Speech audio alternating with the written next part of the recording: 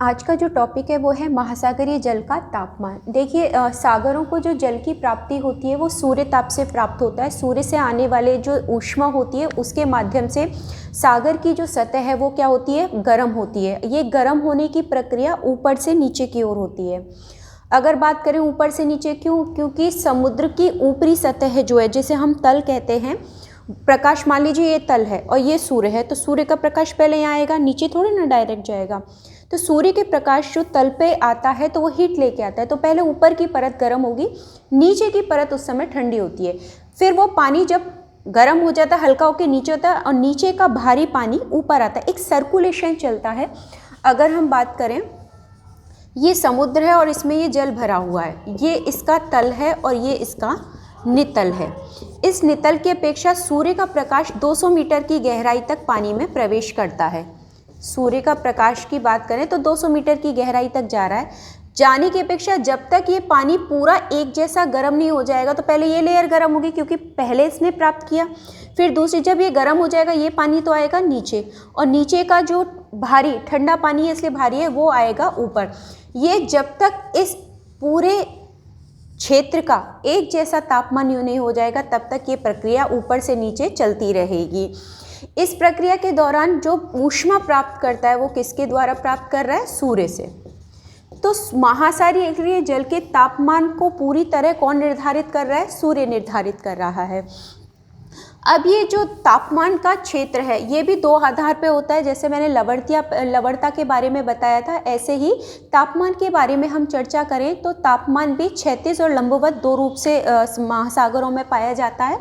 अगर वितरण की बात करें तो तापमान एक तो क्षैतिज रूप में होता है और दूसरा होता है हमारा लंबवत रूप में। इसके बारे में करने से पहले एक सामान्य जानकारी की बात करें कि महासागरीय जल की मैंने लवणता आपको 35% बताई थी, ऐसे ही महासागरीय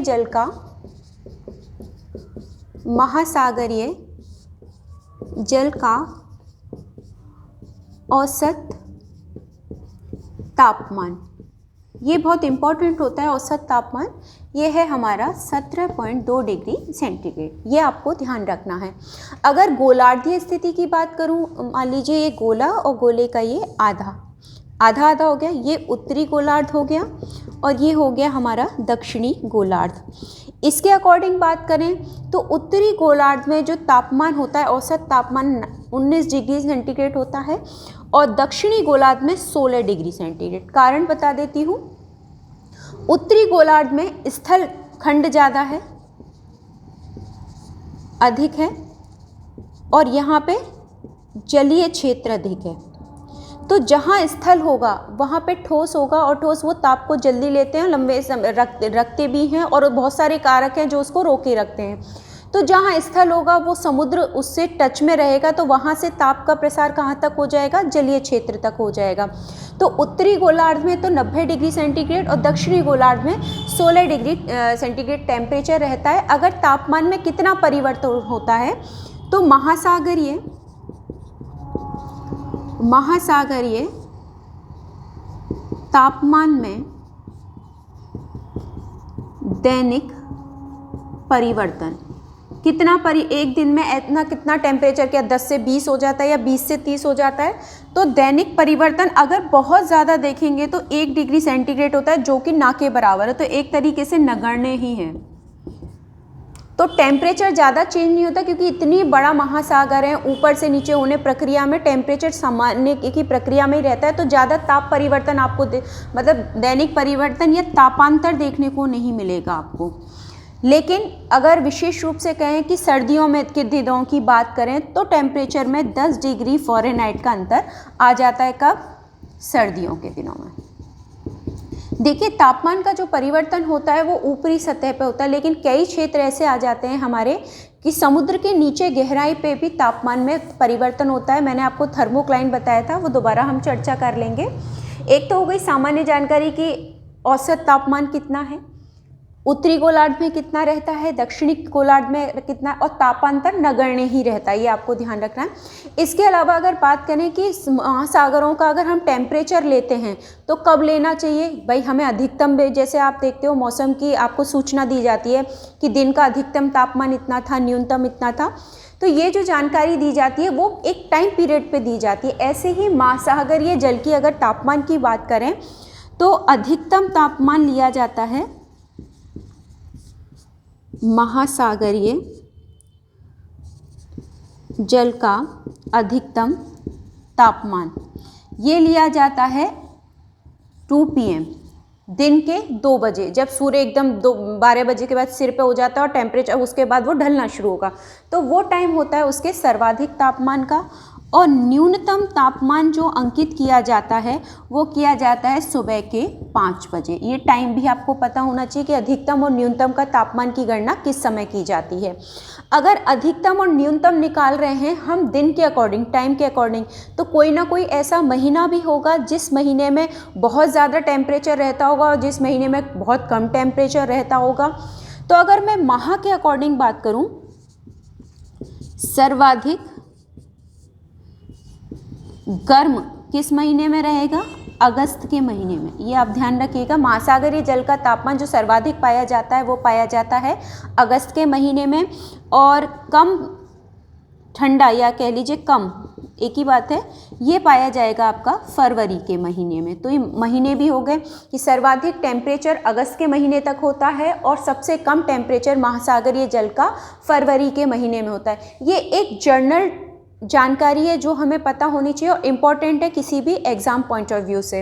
अब हम बात करते हैं कि समुद्री जल जो महासागरीय जल है उसके तापमान को प्रभावित करने वाले कारक कौन कौन से हैं।